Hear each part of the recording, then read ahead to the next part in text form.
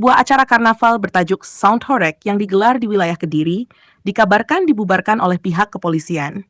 Pembubaran dilakukan di tengah jalannya acara yang dipenuhi sorak-sorai dan kerumunan warga.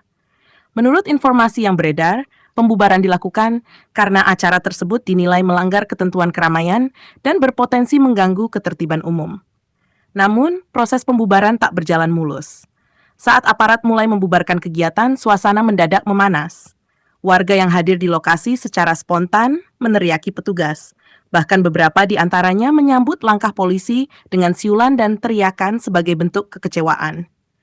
Meski begitu, tidak terjadi bentrokan fisik antara petugas dan warga. Hingga berita ini diterbitkan, belum ada keterangan resmi dari pihak kepolisian Kediri terkait alasan detail pembubaran dan apakah panitia penyelenggara akan dimintai pertanggungjawaban secara hukum.